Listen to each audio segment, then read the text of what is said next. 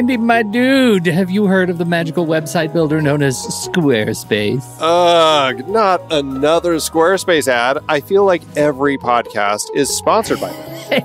Hey, don't knock it till you try it. Yes, okay, it is overhyped, but actually it lives up to the hype. Squarespace is like a website fairy godmother. With a click of a button, your site transforms into a beautiful masterpiece. A website fairy godmother? That sounds interesting. What makes it so magical? Well, for starters, those slick templates make anyone look like a professional web designer. Pick one, customize the colors and fonts to match your brand, and voila. Plus, the drag-and-drop fluid engine is so easy, your grandma could build a site on Squarespace. Well, she did knit me a lovely scarf last Christmas. Maybe website design is next. Exactly. And when you're ready to sell your Nana's handmade scarves online, Squarespace has built-in e-commerce. Add a store with one click. Get flexible payment options. Then watch those sales roll in. And when she wants to teach others her steezy scarf skills, Squarespace's new courses feature is just the ticket.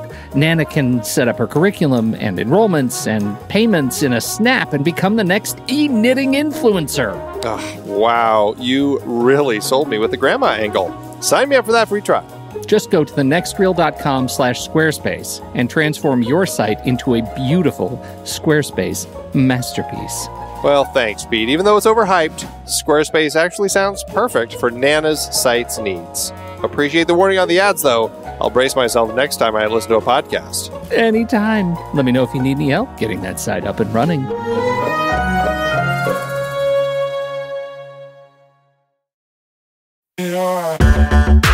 Andy, can you believe we've almost hit 700 episodes of The Next Reel? I know, it's crazy. And with all the other episodes in our family of podcasts, we are well over 1,200 episodes of movie conversation. It's really pretty amazing that we've gotten to have these in-depth movie chats every week for over a decade now. And we couldn't have done it without our loyal community of film fans. Their support over the years has meant so much. For sure. That reminds me, we should give the merch store a shout out. Buying shirts from thenextreel.com/merch is a great way listeners can continue to support the show. Plus, they get to sport our great designs. Absolutely. I think sometimes folks forget we have a variety of shirts, mugs, phone cases, and more available. In fact, a great place to start is with a shirt sporting the Next Reel's logo. We also have that classic Fast Times Spicoli Surf School tee, or the weirdly popular Rusty's European Tour shirt. The one from National Hemp Foods European Vacation. Why is that so popular? Search me, but we have sold a ridiculous number of those. I guess there are a lot of Rustys taking trips to Europe? We're always adding new designs based on movies we've covered, like our brand new design for a streetcar named Desire, featuring a streetcar named Desire. So if you want to rep your love of TNR and films, head to thenextreel.com/merch. Every purchase helps us continue to have these weekly in-depth conversations. So visit thenextreel.com/merch today. And as always, thanks for listening and being a part of the Next Reel community. We've got lots more great movie chats coming your way. I'm Pete Wright. And I'm Andy Nelson.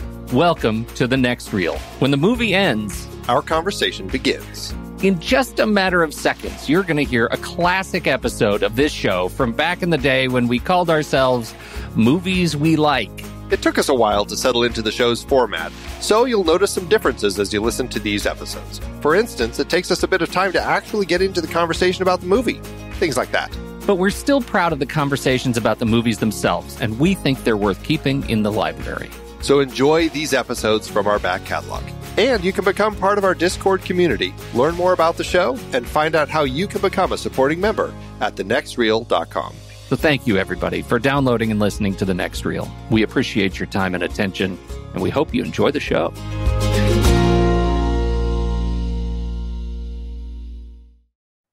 Please report to the front desk. Mr. Tucker. Mr. Plum Tucker. You're saying I'm wrong? What if he's really tired? That's how it was. I'm sure there's a story about old Plum. He was always tired. That's actually, yeah, it's a measurement. You are plum tuckered. I'm just a little tuckered. So what's Pete Wrighted? I'm super tuckered. I'm plum tuckered. I'm Pete Wright.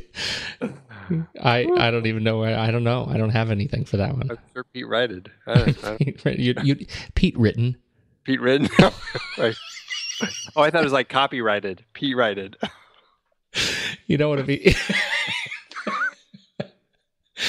You know, if you've been half Nelsoned, full Nelsoned, you never want to be Andy Nelson. That's right. Woo. Oh, wow. Dumb. Adding new verbs every day. So dumb. It's not really Hey, you have anything good to report? Do you have anything good to report this week? Anything good? Anything good? I saw John Wick and loved it. You know, I haven't seen it yet, but that's all I've heard is that is a movie. Tell me if what I've heard is true. That is a movie that knows exactly what its point is in the universe. Absolutely. It knows it's a revenge thriller. It takes that mantle and it just runs with it and does a great frickin' job. That's awesome. Yes. So, like, is this the return of Keanu? You know, he's that guy. He's one of those actors who it's like you can always really count on him, or you can always not count on him. It's like I guess that ruins the definition of the word always by throwing that in there, but he's very 50-50. Like if he does really good in a movie, then it's great. Otherwise, it's, one of those, The Watcher, or what's that one where he's the strangler guy? Oh, yeah. Or Johnny Mnemonic. Yeah. Yeah, that's not... I don't know. I'm really glad to see that. I'm thrilled to hear that you have a positive review, and we've gotten consistent positive review from the gang as well. So I know I need to see it. It's just been a tough week. So, yeah. What else did you see? Did you see anything else? We rented Incendie, which is another of the films by what's the guy who made Prisoners? I'm blanking on his name. Villeneuve. Yeah, Denis Villeneuve. Yeah, we watched his first film, and let me tell you, that's a pretty tough film to watch. Why? I don't know. I don't know much about it. Well, it's just one of those films where, if I can't really use that as a way to describe it because it's going to give the story away, but revelations are made over the course of the film as these two kids are trying to find truths about their father. Which is always a mistake. It's always a mistake. And it just kind of leaves your jaw on the floor by the time you get to the end. You're like, whoa, that's not where I really was expecting that to go. And they definitely weren't expecting it. So, yes. Wow. Very interesting, but really good movie. Awesome. Yeah. I just want to get your feedback on the big Marvel announcements. Oh, yes, exciting. I thought we did a noble job planning our future. Mm-hmm. I mean, we've planned through 2020.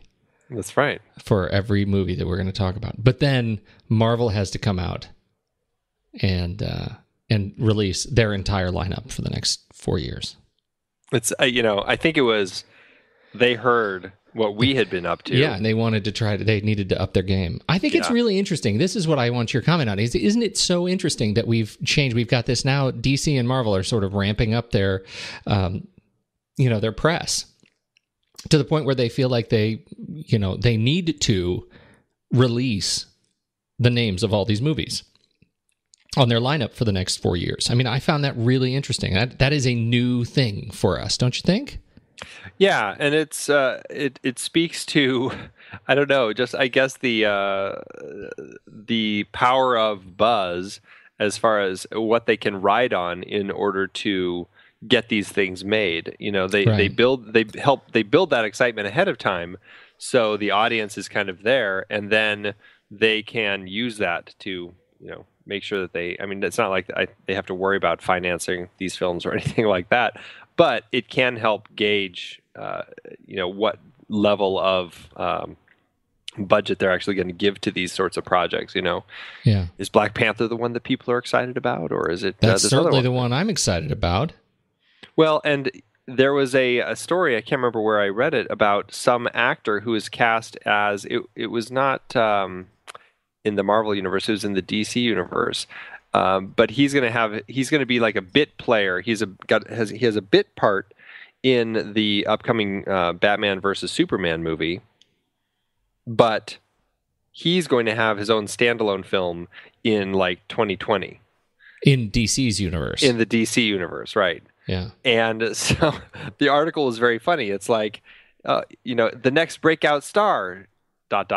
in 6 years. It's like they're pre-planning this so far in advance that these people kind of have to have their ducks in a row and be kind of locked into participating with the studio. In a way, it's a weird echo of the old studio system where they would pretty much have all of their actors under contract and they couldn't step out of that doing films with that studio without permission. These actors are really kind of in the same boat where they agree to do 6 films or however many films, and yes, I'm going to do this film for you in 2020. Here's hoping that he's good. Yeah, right. And still good in 2020. The fantastic Jason Snell has posted a link that or a list of the complete Marvel DC schedule, right? And not just Marvel schedule. I hadn't seen it all in one place. So I just want to run through it. This is from May 1st, 2015, with the release of Avengers Age of Ultron through June 19th, 2020. So here are the properties coming out from both of these as they amp up their press machine. Ant-Man, Captain America Civil War, Batman vs. Superman Dawn of Justice, Suicide Squad, Doctor Strange, into 2017, Guardians of the Galaxy 2, Wonder Woman, Thor Ragnarok, Black Panther, Justice League, 2018, The Flash, Avengers Infinity War Part 1, Captain Marvel, Aquaman, Inhumans, 2019, Shazam, Avengers Infinity War Part 2, Justice League 2, 2020, Cyborg, and finally Green Lantern, trying to resurrect from the damage done. Cyborg is the guy who's going to have a cameo in Superman. Yeah, that's right. Now here's the question. They would do this in the comic books. When are they going to do a DC Marvel crossover? I don't know, but they've been talking about that. Not DC Marvel, but Marvel, because Sony Marvel. Right. This is the Spider-Man problem that they've got hanging out here, particularly when you get into the Civil War, because Spider-Man and Iron Man were key compatriots in the Civil War series, and so it'll be interesting to see just what they crib from those storylines. Very, very sticky situation. That was good. They've woven themselves quite a web. Dear God, let's tell the people where we're from. Where are we from?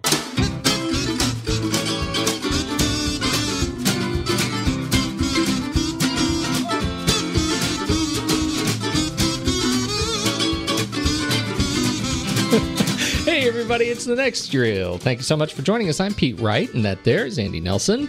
Hey. And we spoil movies. And thank you for hanging out with us. You should go learn a little bit more about the show. Head over to thenextreel.com. You can join us at all of the various social platforms, all linked from thenextreel.com. Join us in the conversation. And if you do, you can enter to win or enter to join our drawing for the listener's choice and the grand pony prize. Hashtag Instagram Guess the Movie Challenge. How did we do? Standy versus the people this week. It was a rough week for. It's like contest. 3 in a row. Yeah, something like that. Good old Stephen Smart definitely was hitting up the Halloween theme this past week, and he posted none other than Hocus Pocus, the everybody's favorite Bette Midler witch film. Oh. And and right out of the gate, first image up, and good old Cameron L. Ryan saw through the foggy moon in the sky and knew exactly what it was from. So she nailed it. One image in. Cameron L. Ryan, you're entered again, and we're going to really, really stump the people this coming week. I say we. Really, it's really, really. That's right. Yes, I think we're releasing the Kraken. Really, this is really getting serious about the serious Kraken. Yes, hardcore. The epic hardcore. Kraken. Well, nice run. Nice run. Yes, indeed. Yes, Do we have any other announcements for the people? I don't think so. Just, we're getting into that, final stretch of our year of films. So don't forget to check up on Letterboxd to see, check our watch list. You can see the last of the, there's only 2 months left in the year. So you can check out the last 2 months of movies that we're going to be talking about this year. That's bananas. I know. Seriously. And so when are you gonna? We have been. I made a crack about us planning. So, but when do you plan on posting our next round?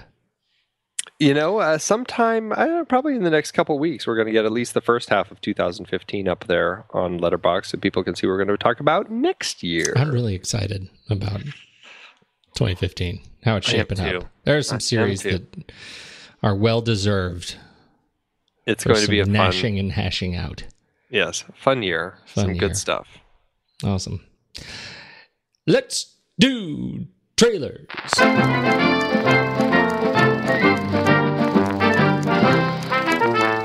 I'm going to go first. Okay. I'm going to go first because I feel like, I told you I watched Her on the plane last week. I get all cranked up about Lucy.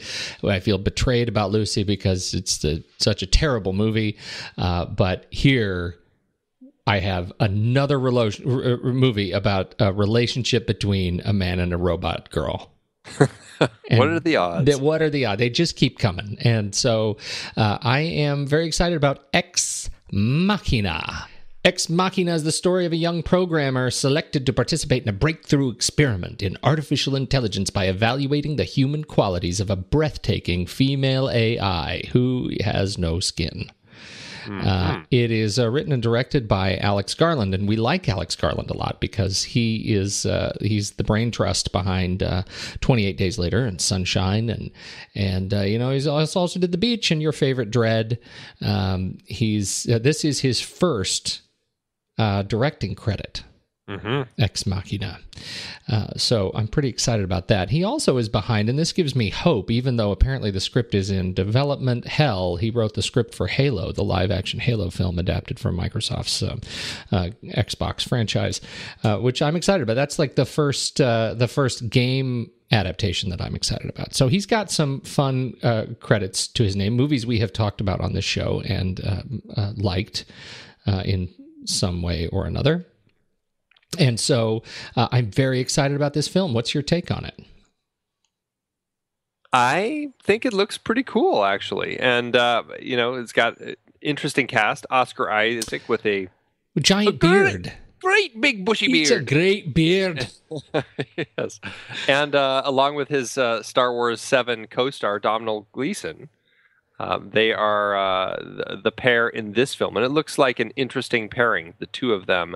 And Domhnall Gleeson's really kind of been just all over the place lately, hasn't he? I mean, he's in the Harry Potter films. He was in About Time, that romantic comedy, and he just was in Frank, which also looked pretty interesting, and Calvary.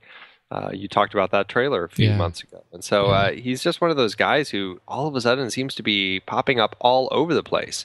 And there is something really intriguing about the nature of this film, and I don't know what to expect, like where it's going to go, but it really is intriguing. And it kind of strikes me like the Ambition, the trailer I talked about last week. There's just something intriguing about kind of that sci-fi element of the film that looks slightly different that draws me in. So I didn't mention Alicia Vikander, the Swedish actress who is, we haven't seen much of her. She's been in, she's been in a number of films that I haven't seen. But when you look at her, she was in Anna Karenina. And she was in The Fifth Estate. And The Fifth Estate, that's right.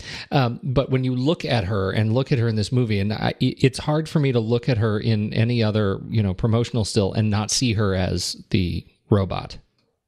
She just has such a smooth and perfectly kind of robotically featured face. Now, you take that hair off and she's a robot. Yeah. I'm sure she would appreciate you saying that. I mean that in the best possible way. I'm very excited for this film. I think it's going to be great, and it comes to our shores 10 April 2015. Very nice. What are you doing? Mine is good old Russell Crowe's directing this one. It's called The Water Diviner. And it looks like a really interesting film. I was going to say that it was his directorial debut, but it's his feature film directorial debut. He's directed a documentary and a couple shorts. This is his first feature film that he's directed. And, I watched the trailer, and instantly it took me right back to our conversation about Gallipoli. Exactly. Which, when I sent you the trailer, you had that exact same comment. It's about an Australian man who goes to Turkey after the Battle of Gallipoli to try and locate his 3 missing sons. And he shows up right on the coast, there, and he meets with Turks. It's straight out of Gallipoli. It is straight out of Gallipoli. The way Gallipoli ended, cut to, him arriving. 5 months later. Dad shows up looking for his sons. Crazy. I know, it really was. Plus, it's got the wandering across Australia, which is also straight out of Gallipoli, except they didn't have the giant dust storm that he has to contend with. But there's something about the story that drew me in, and Jai Courtney is in it as one of the lieutenant colonels on Gallipoli. Olga Kurilenko is in it as looks like a Turkish woman that he kind of befriends, who's helping him try to find his kids. Mm-hmm. And there's just, I don't know, I guess I was just drawn in by the fact that we had just talked about Gallipoli recently, and it looks like a really interesting other story about that same war that we had talked about. So it piqued my curiosity, and here I am talking about it. My curiosity is also piqued. The trailer has me kind of wondering about the pacing of the film, because it seems like quite a roller coaster. It's here's the search, back to a gravestone. Here's the search, oh, there's some graves. Here's a search, here's someone else. How many kids did he lose? It was really, this is going to be, I think, Well, his wife also dies. She kills herself in the lake right by their house or something. That was also really grim. Yeah. I feel like, I haven't seen the film, but maybe I've seen the film. This was clearly a rough period for some people. Yes. I would never want to say this was grim days. Yes.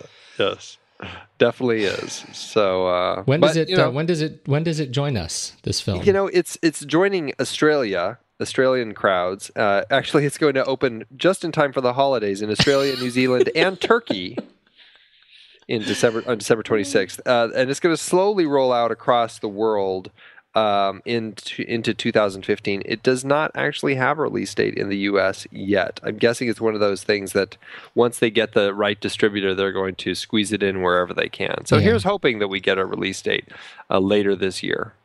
Well, I'll tell you, I'm looking forward to it. I think it'll be one to really think about real hard at a grave. Yes. There's a little Bill Clinton going on in there. I don't know. It comes from deep from the well. Now, I've got this box of old war memorabilia, Andy. I'd like you to try some things on. What do you want, boy? From the director of The Usual Suspects. I have your fingerprints. I have your photographs. Curiosity drew him in. You did those things. I want to hear about it. Everything they're afraid to show us in school. But when fascination turns to fear... Be careful. You play with fire. The real game begins. stars. Have you lost your mind? Ian McKellan, Brad Renfro. Now we see what you're made of. Apt Pupil, rated R. This is the last of our Stephen King. I know. Are you? Is it bittersweet for you? For me, it is. I mean, there's still a good number of Stephen King films that I do enjoy. There's a lot of them that I'm okay not talking about, but all good things must come to an end. There's probably some of our listeners who are ready for us to end the Stephen King series, but I've enjoyed it, and I'm curious to hear what you think about the end note that we're going out on. Are you? I have such mixed feelings about this film. Good, I do too. Really? Uh-huh. I don't know what I expected from you. I've been trying to think about that. Like, what is Andy getting out of Apt Pupil tonight? 1998's Bryan Singer directed, Brandon Boyce penned, Nazi thriller, Nazi historical thriller, retrospective nostalgia film. Starring Ian McKellan and the late Brad Renfro, and Joshua Jackson. Not to dismiss, David Schwimmer. David Schwimmer. What's his name? David Schwimmer.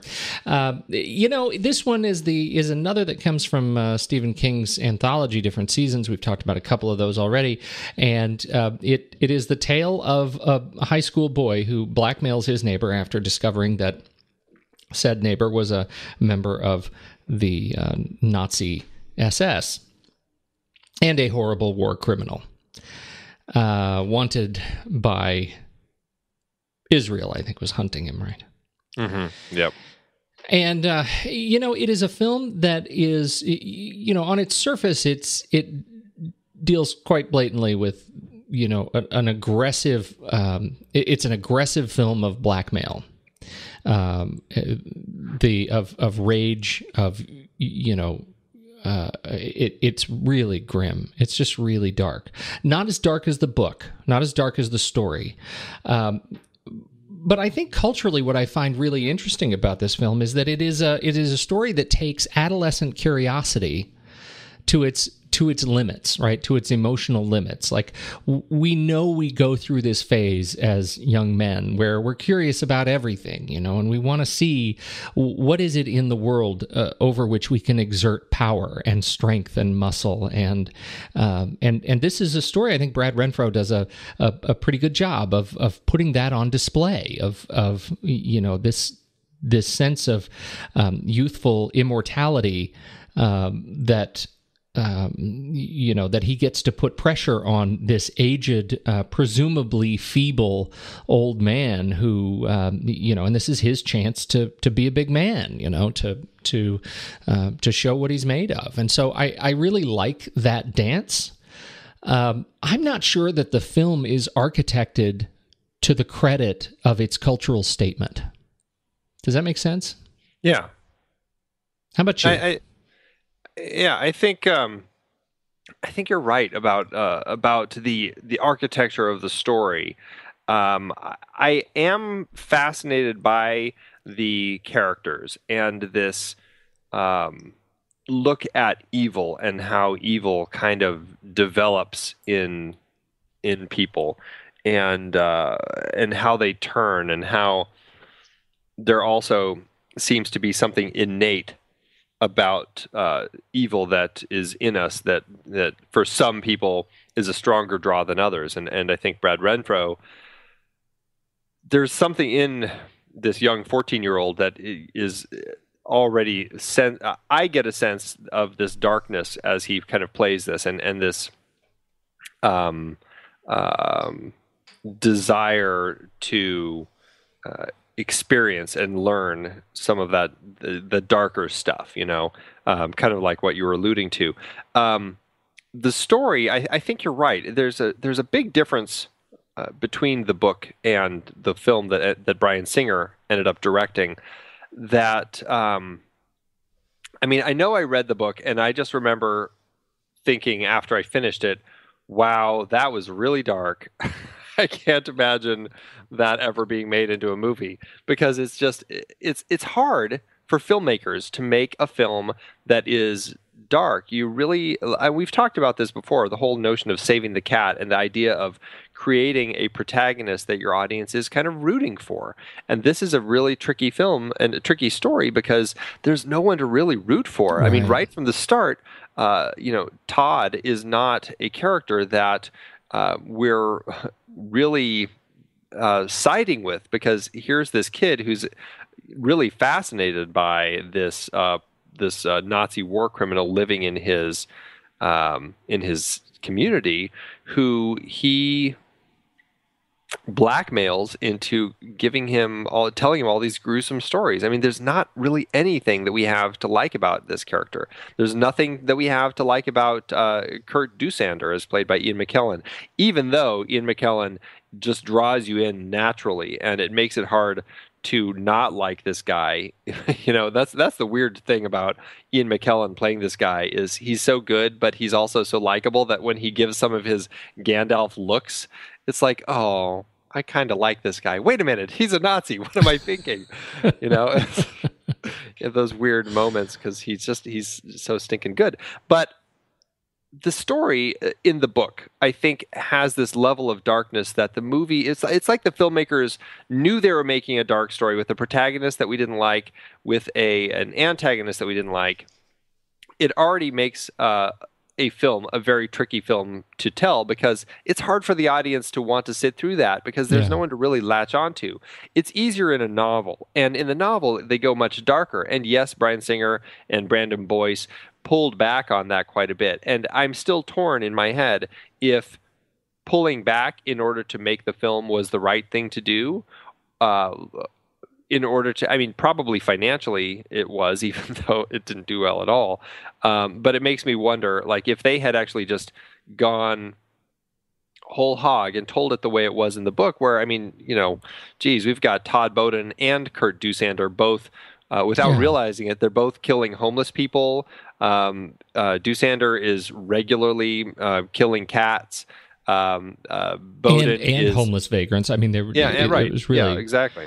And I think that's the issue. To me, it really feels like, what they wanted to pull out of the story, what Singer and Boyce wanted to pull out of the story was this idea of the awakening, and in this case, reawakening of evil, right? It's that this is what happens to adolescent curiosity when this veil of sterile history that you learn in class, in the case of young Todd, is lifted, and you realize that these questions you're asking, you really are poking the sleeping dragon, right? We get to witness the awakening of that evil in this boy, and we get to witness, particularly in the scene, where Todd makes Dusander put the uniform on and then march under this threat of blackmail. We see McKellan, and I think in this sequence, this is where you really experience that awakening of McKellan and his draw as an actor in this part. We see that come alive in the film, and that, I think, is also the story of the awakening of evil in the book. And in the book, they do. I mean, they take it from there, and they kill vagrants. It takes place over the course of 4 years. At several points throughout the book, and in fact, the climax of the book, Todd Bowden is sits up on top of a highway and just shoots drivers in cars, they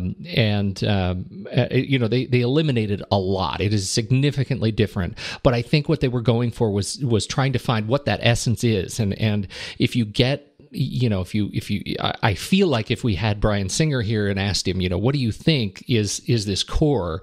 It's that transition from adolescent curiosity to a real awakening of what this inner demon is going to do for him in his life.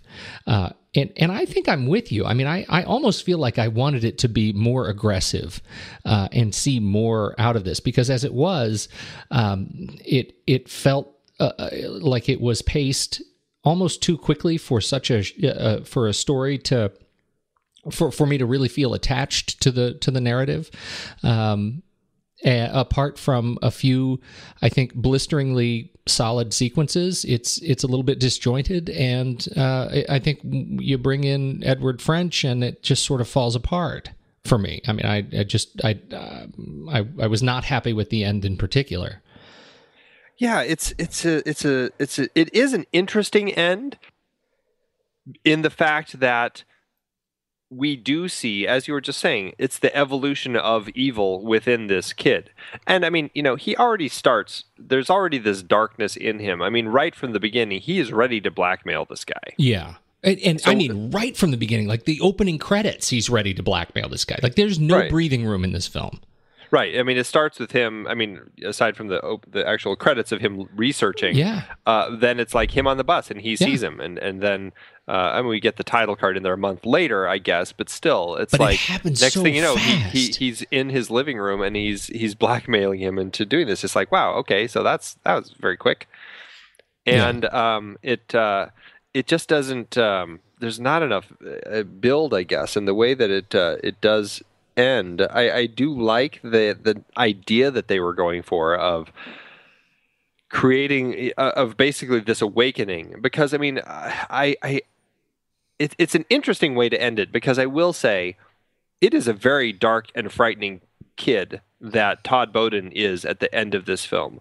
Like, he is a little Walter White here. I mean, there's this dark level that he's gone to where he's willing to blackmail whoever he needs to in order to get what he wants and keep himself safe and all that. Yeah. And it's pretty frightening. But that being said, I don't think it holds a candle to the ending of the book.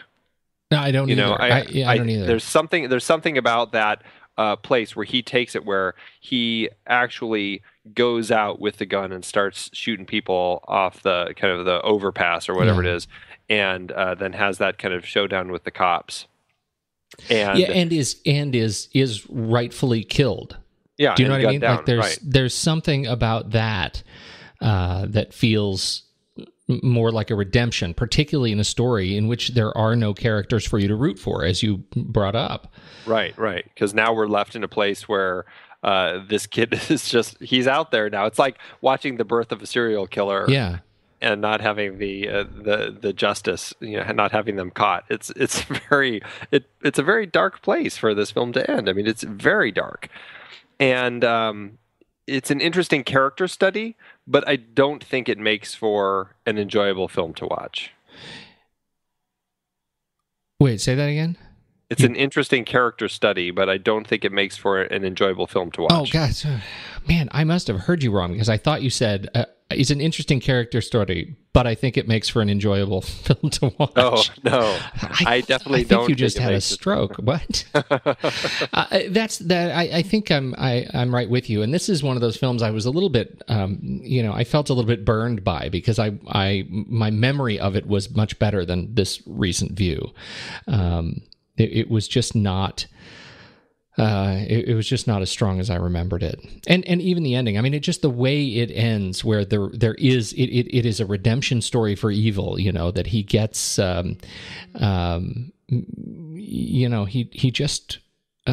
gets off. He threatens Edward French, who's trying to out him as somebody who's just played the school, and he threatens to out him as a gay, a pederast, and now he goes on. You get to see where he's going, but the film ends in a way that is not redeeming for the audience. No. And that's a real downer. It is. It really is. I will say I like the end of Dusender. I think that's a very interesting ending, that he kind of takes this I guess you could say, in a way, the coward's way out of killing himself when he's in the hospital. But I mean, I will say it's a pretty awful way to go, kind of blowing the air into his into the tube, feeding it into his veins, and basically killing himself in that horrendous way. There's something interesting about that, even though it is the coward's way out. But what I find interesting is when he's in his death throes, there's this really frightening mirror to the way that his arms are flailing around that mirrors the way that he was marching and the way his arms are marching, the up and down and up and down. And I thought that was a really interesting way to kind of portray that, between those two scenes.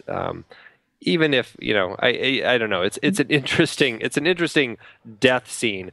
I wish that they had caught him before he had a chance. Yeah. I mean, maybe that's just me seeking justice in the film. But I do find that an interesting element. I would saying I think that death scene in particular also mirrors some of the more violent kind of nightmares that Todd was having, and I think that was an interesting parallel to me as well. Yeah, absolutely. How does this seemed a little bit out of character for Bryan Singer, you think? Well, yes and no. I mean, this was his second film, right? Yeah. After The Usual Suspects, and he did. What was up with Public Access? He directed that. Did he write it? That was his first film. Was Public Access? He co-wrote it, right? Yeah, that was just one of those little indie things that he did. Have you seen it? It's I haven't. I never saw it. It's not good. It's not a good film. I went through a Bryan Singer phase, and it was not good. It was a disappointing launch, but and it was a surprising launch considering only 2 years later comes Usual Suspects. Which is such a strong great film. Yeah, but that's what I mean. Like I guess I should say Apt Pupil may be more in line with Public Access than Usual Suspects. But Usual Suspects, and then we go into I never saw. I guess that's not true. So then we get into X-Men and Superman and. Right. Then he gets into he's the big Hollywood guy. He's the big Hollywood guy. Right. Right. And I mean, a good thing that came out of Apt Pupil, obviously, is he met Ian McKellan, a key part of the X-Men franchise. Bruce Davidson, who's in Apt Pupil, also is in X-Men. And obviously his team that he's kind of had around him for a while, I think there's a number of them. John Ottman, I think, is one of his key collaborators. Yeah, for the music. Not just the music, but the editing. Yeah, editing and producing. He's a rare breed, John Ottman, because he works as a composer and editor quite a bit. And I think he has actually edited not all of Bryan Singer's films, but most of them. I think he skipped the first X-Men film. He did. He came back to X-Men 2. Yeah, but I believe he didn't do the music for the first X-Men. That seems to me one of those moments where the studio kind of steps in and says, "We're going to give you this big franchise, but we're going to tell you we're going to give you a few people too, a few people to kind of make sure you're doing right." Yeah. But I love John Ottman. I think he has some amazing film scores out there. I just love his stuff. This one is not one that I would say I love, although I would say that it works in context of the film, even though it's just, I mean, it's a tough score. It's a tough film. It's, it fits. It's just not fun. It does. It works to me much more in parallel to the film. Mm-hmm. It's a score that has its own demons, and they line up well with the film. But I never feel like it is it's a piece of the film, if that makes sense. And it's certainly not one that I would find myself listening to, right? In any sense, beyond the film itself, right? But go ahead. I was going to say, going back to Bryan Singer, though, there is an element of Bryan Singer in his filmmaking that I think comes out. He definitely seems to have kind of this fascination with the Holocaust and with just that world. And growing up as in a Jewish household, I mean, I think it makes sense for him to kind of have a draw to that world.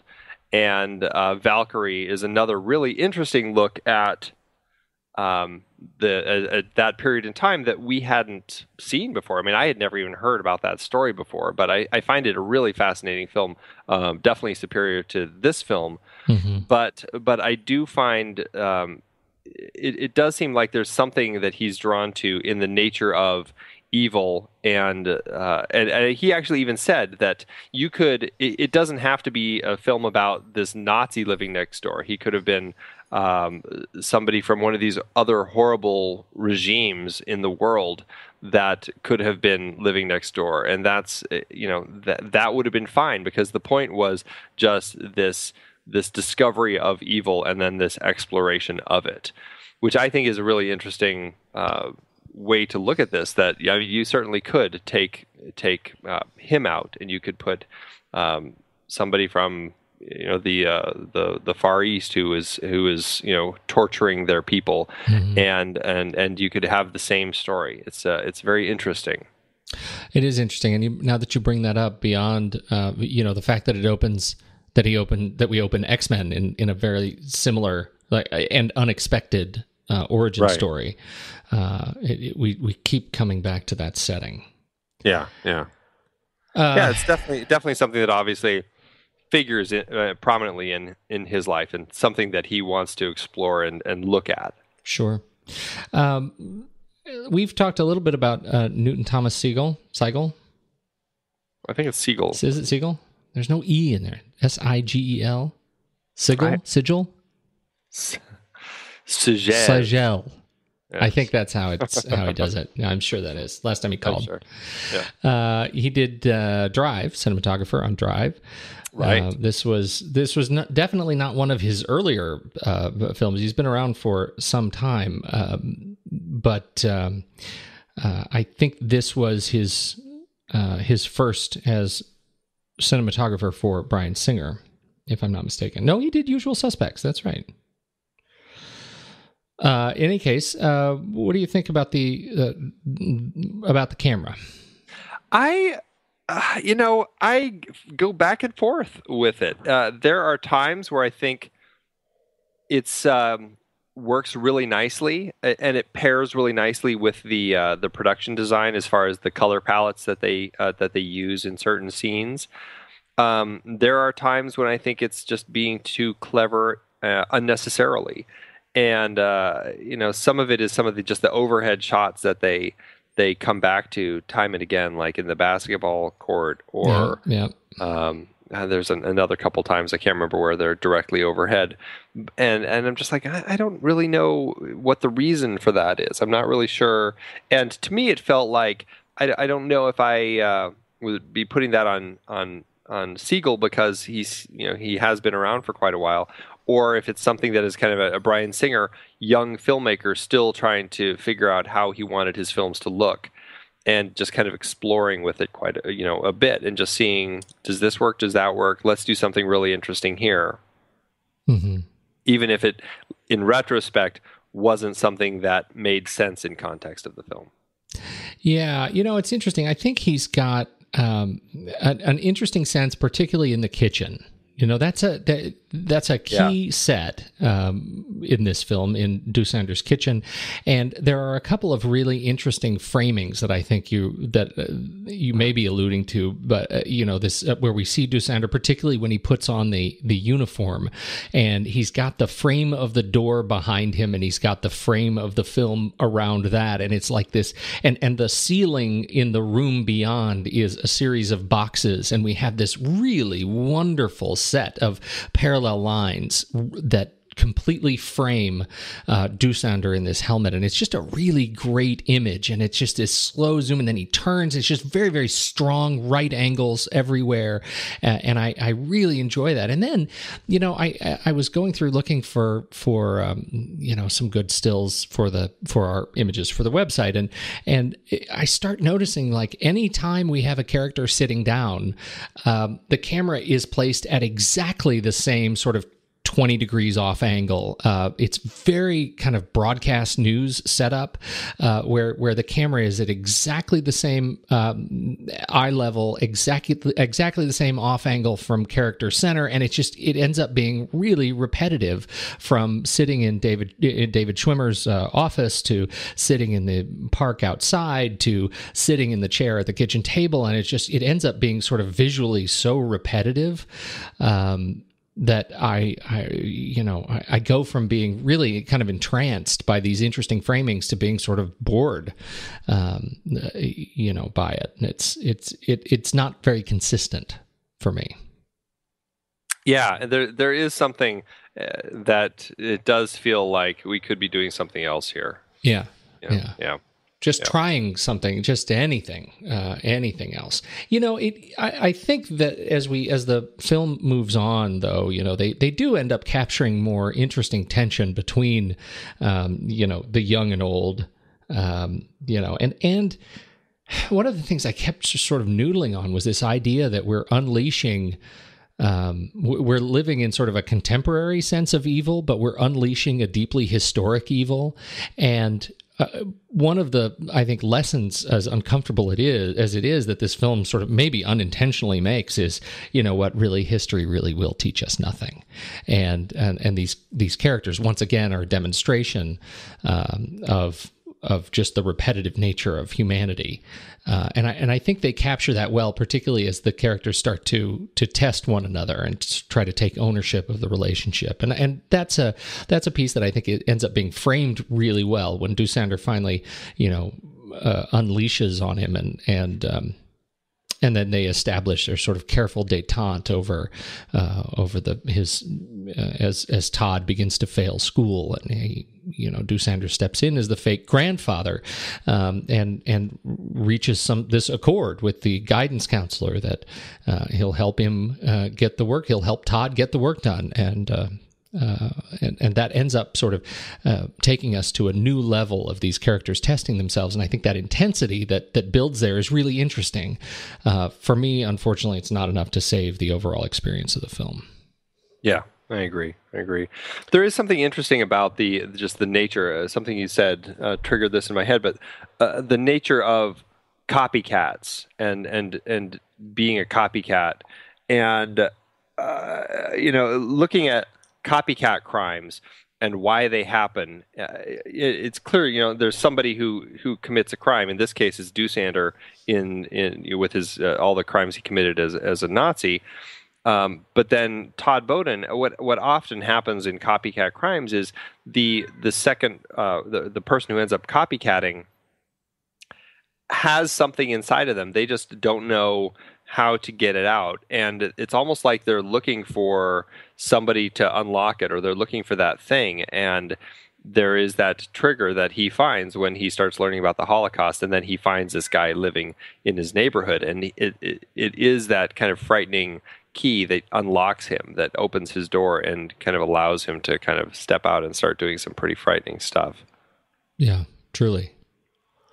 But what else is on your list? I did not realize this, but there had been another attempt at making this film. Really? Before Bryan Singer got a hold of it, a producer, Richard Kobritz, actually had optioned it back in when it came out in 1982. He was pushing to get this made, and he brought James Mason on to actually play a Doosander. But then James Mason died in July 1984 before production started. And then he approached Richard Burton for the role, but then Burton died. And so he finally got, in 1987, he got it working with Nicole Williamson as Doosander and Rick Schroeder as Todd Bowden. Well, that's an interesting casting choice. I know, very interesting. They began directing it, but after 10 weeks of filming, they had about 40 minutes in the can. They ran out of funds, and they were trying to find the rest of the funds, and it never came through, and the whole thing fell apart. And it wasn't until the mid-90s, I think in 95, Stephen King sued those guys to get the rights to his novella back. And he got them back, and Bryan Singer had actually written him, because I guess he was back in high school. High school or early college. He had actually read this and wanted to adapt it, and so his buddy, his friend Brandon Boyce, he had his friend adapt it, got it to Stephen King, and lo and behold, King liked the option. or liked the script, and he had Bryan Singer option it. And Stephen King's standard thing is he optioned it for $1. That's usually what he does. So it's interesting that another version with Rick Schroeder was on its way to getting made, though. Some alternate universe. Rick Schroeder is Todd Bowden. Yeah. Very strange. Very strange. Who knew? Mm-hmm. This film also, this is Bryan Singer sometimes just does not have luck when his films are getting released. But this film suffered from a lawsuit that happened. There's a scene in this where Todd Bowden goes to shower after playing basketball at school, and he and all the classmates are in the shower, and you kind of zoom in on him, and then you pull back, and you see that all of a sudden in his mind he's shifted, and now he's in a Jewish prisoner with a bunch of Jewish prisoners in this gas chamber. Very interesting scene and very frightening as you see kind of these old Jewish men just kind of looking at him.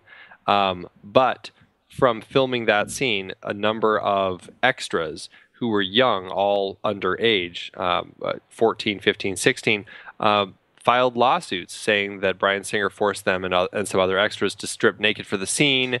They felt like they had been used and they were traumatized and had emotional distress, all that sort of stuff.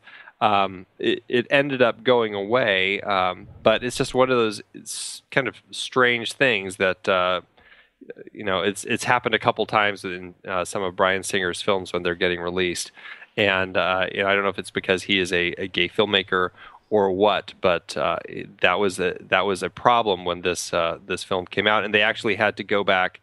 The lawsuit was dismissed, but they actually had to go back and reshoot the whole scene in order to get the film released on time, using people who are all 18 and older. It's a horrible story for everybody involved. Oh yeah, it is. And, you don't want to be in that position. That is a crummy thing to have happen as the film releases, but even worse for those boys, no matter what happened, to feel that way. Yeah, right. I mean, it's not. I can't do. Being 14 is not the time in your life where you're very comfortable, in your own body. Exactly. Being naked in a room full of filmmakers and the crew, and you got the grips and you got the makeup people, and I can't imagine that. That seems like it would be very hard to do. Yeah. So I do feel bad for those guys, and the whole scene seems like, it's an interesting thing, but you think that's also one of those things that they could have thought about ahead of time. Like, let's cast this with 18 plus year olds so we don't have to cross that line. Right. But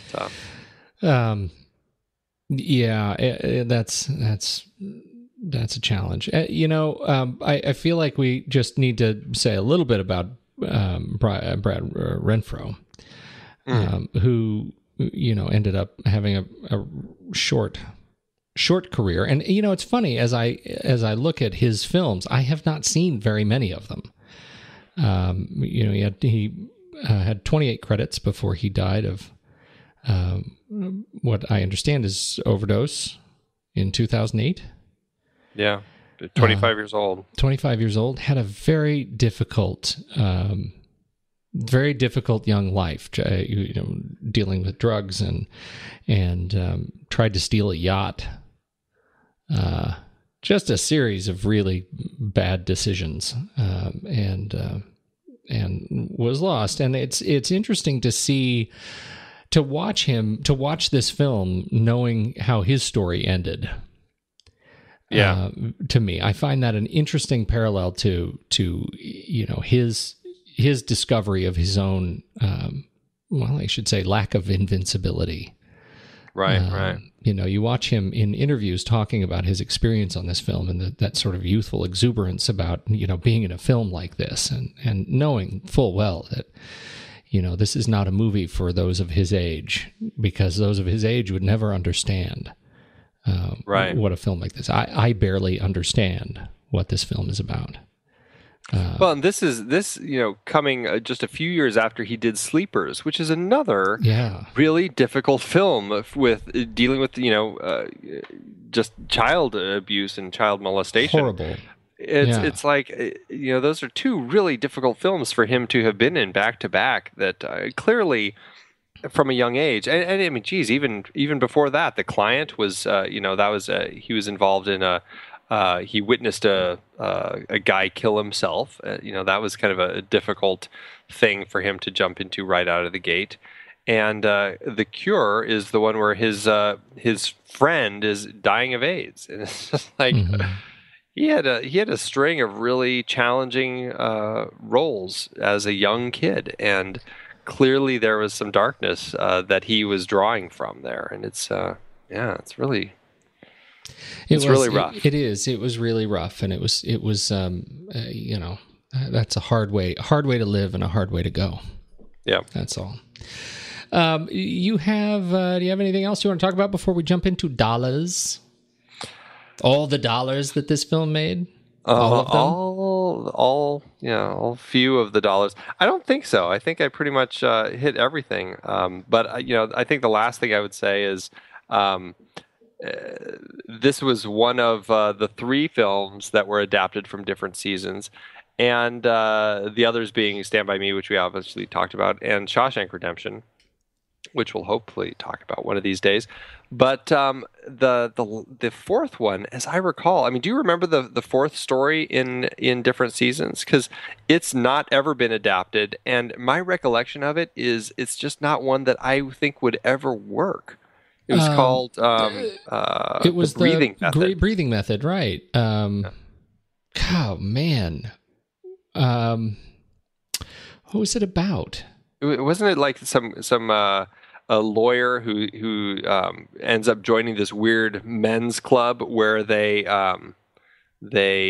tell these strange stories, and gosh, I can't remember what happens there, but one of them's telling a story about gosh, I can't remember. It's something where they're telling stories, and it's really creepy. Oh, okay. It was about the childbirth breathing method. Right. She goes into labor on a winter's night, taxi crashes, and she's decapitated. And yet the patient is somehow still alive. Her lungs and her decapitated body are still pumping air thanks to the breathing method. All right. Oh. Yeah, that's so not... The baby can be born. So the baby can be... That's horrible. That one seems like just... clearly, I think they've chosen wisely in the ones that could be made out of that. Yes, they have. I think Apt Pupil may be the there's a debate whether they should have made it or not. I definitely think the story works better, but yeah. Interesting. Very interesting. Yeah, I'm glad you brought that up. I had very, very faint memories of that one. Yeah, me too. All right, how'd it do in the box office? This film cost $14 million to make, which in today's dollars is about $20 million. So, it was a decent budget to go into making this. Interestingly, it looks like they spent another $14 million marketing this film. So it looks like the total budget on this thing was $28 million. Which I know. On a film that domestically ended up making $8.8 million. It really is what you would call a big box office flop. It really did not find its audience. I mean, we talked about it. It's, no one really you can root for in this film. I couldn't find any international numbers, but what that means is adjusted profit per finished minute. It lost about almost $250,000 per finished minute. Down the drain. Where does that put it in our bottom of the barrel ranking? It puts it at number 130 out of... We have about 134 that we've actually gotten some data on, and that so it's it did worse than Buckaroo Banzai, but it actually did better than the last 4 films on our list, which are Gattaca, Strange Days, The Hudsucker Proxy, and The Adventures of Baron Munchausen. Wow. So, yeah. All right. Fair enough. Let's rank it. Let's do it. Head over to flickchart.com/thenextreel, and you can find our stack rankings of our favorite films and see if your films match our films. And let's see if Apt Pupil breaks the top 100. Let's see. All right, Apt Pupil or Hot Fuzz? Hot Fuzz. Totally. Speed Hot round. Fuzz. I know. Apt Pupil or Sandlot? Sandlot. Sandlot. Apt Pupil or Escape from New York? Escape from New York. Escape from New York. I win. Apt Pupil or The Blob? The Blob. Do The Blob. Apt Pupil or Scoop? Ooh. Wow. I might do Scoop. Gosh. Yeah. I might too, yeah. Apt Pupil or Pritzi's Honor? I do Pritzi's Honor. Would you? I would. Now we're getting there. Now it's getting harder. Oh, Pritzi's Honor still had some good stuff going for it. It's not like my favorite film, but you know. All right, Pritzi's Honor. Wow, but here you go. Apt Pupil or Rush? Apt Pupil. Apt Pupil, yes. There you go. 155 out of 156. Wow. And I'm not saying that just for the sake of keeping Rush at the bottom. I really believe that Rush is the worst movie on our list. I genuinely believe that. Has some stuff going for it. It does. I find Ian McKellan mesmerizing. I do too. He is an amazing actor, and actually, here's one more thing that I think they wimped out on, and I feel wrong to say this because I'm a huge cat lover, but they should have killed the cat. I felt like I felt like it was a cheat. He's this Nazi. It's like I feel like they give him an opportunity to have this light character moment when the cat escapes and he's like, a silly cat, and he lights his cigarette with the stove and stuff. I'm like, if you want us to hate him, make us hate him. But I don't think that sequence was going for getting us to hate him. I think its intention was very different. Because but in the book, he kills a lot of cats. He kills a lot of cats, but in the movie they excised that all of that stuff from the movie. Well, he does kill the cat at some point because we do see later that missing cat poster up on the tree. We do, but that could have been other cats. Like what do we know? But what I'm saying is like that ended up being a really sort of an interesting montage, right? We kept cutting back from him trying to kill the cat to Todd.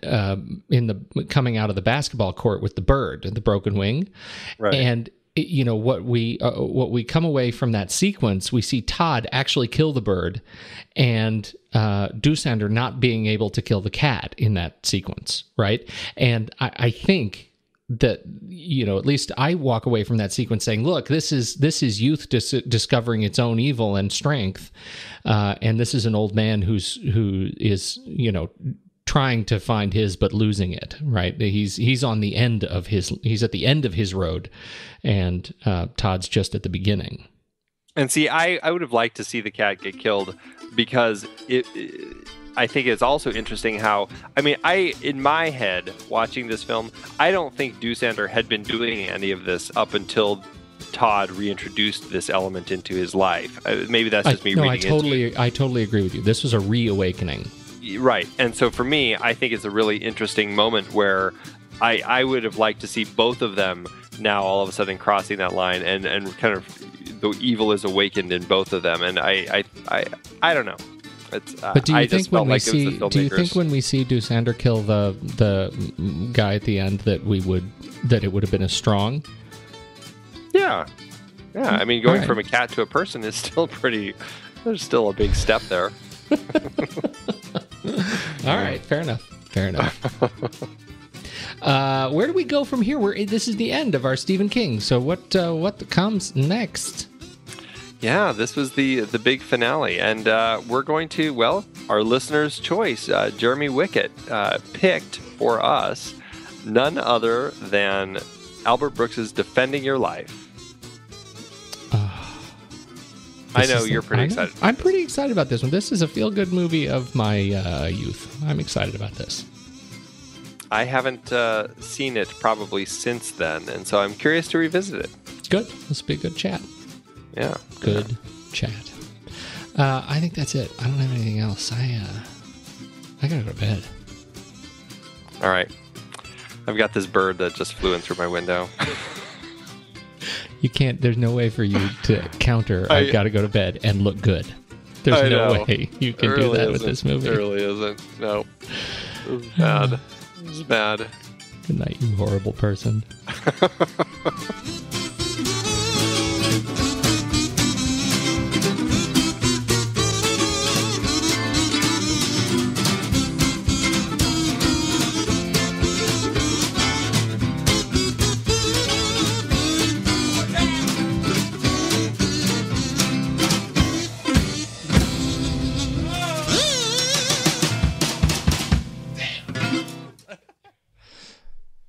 Mine is from, I don't know if you've read any of his work before, but this is from the great Amazon Customer. One of my favorites. He says, Apt Pupil, and I should say, he wrote this on June 24th, 1999. Apt Pupil takes what could have been a spellbinding plot. A sinisterly curious teen tracks down an old soldier from Germany and blackmails him into telling him the atrocities of the Holocaust in morbid detail and makes it into nothing special. The events could be shocking under different direction, but instead get lost in a restrained attempt to make it all seem lifelike. The acting, however, is superb. Brad Renfro plays the right amounts of morbid curiosity and innocence. Ian McKellan, as usual, is right on the money. But their performances were not enough to save this movie. Nothing funny about that, but man, is it right on. Mm-hmm. Indeed. Well done, Amazon Customer. Well, mine is by El Bob. I feel like you need to have that kind of Spanish accent since it's El Bob. El Bob. 1 star, says too depressing. All I have to say is that this film is way too depressing. That's two spelled T-O. You have to be happy, people. This film is way too dark and evil.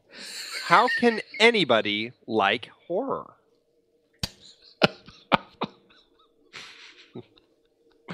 El Bob, just go watch some romantic comedies then. Don't watch horror. That's like a platform statement. I felt like he was running for class president. How can anybody like horror? And only popsicles in the cafeteria. Pajama day! Andy, it is hard to believe that we have been having in-depth weekly conversations about movies since 2011. You are telling me. Producing this show week after week requires a ton of work behind the scenes. If you'd like to help support our efforts, one easy way is by using our Originals page when shopping for books and movies that we've covered. Just visit thenextreel.com/originals. Your purchases made through our links give us a small commission at no extra cost to you and allow us to keep having these great discussions. I love The Next Reel Season 4. Do you know why? I don't. Why? Because we got to talk about my favorite movie, Terry Gilliam's Brazil. That's not even an adaptation. No, but it was such a great part of our great Terry Gilliam series, and a few others in that series were adaptations, like The Adventures of Baron Munchausen, adapted from Raspi's stories, and La Jetée, which inspired 12 Monkeys. Oh, right. And for our Man with No Name trilogy, we saw how Sergio Leone's A Fistful of Dollars was basically stolen from Kurosawa's Yojimbo. We added Labor Day to our Jason Reitman series, adapted from Joyce Maynard's novel.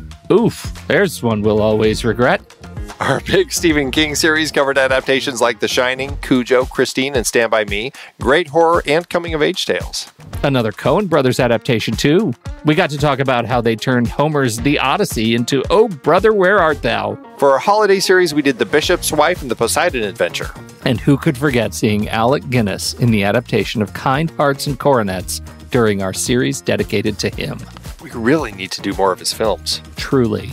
We had our first film noir series with classics like Double Indemnity, Detour, and Out of the Past. And our black and white cinematography of James Wong Howe series with The Thin Man, Sweet Smell of Success, Seconds, and King's Row. So many adaptations. Oh, you're not kidding.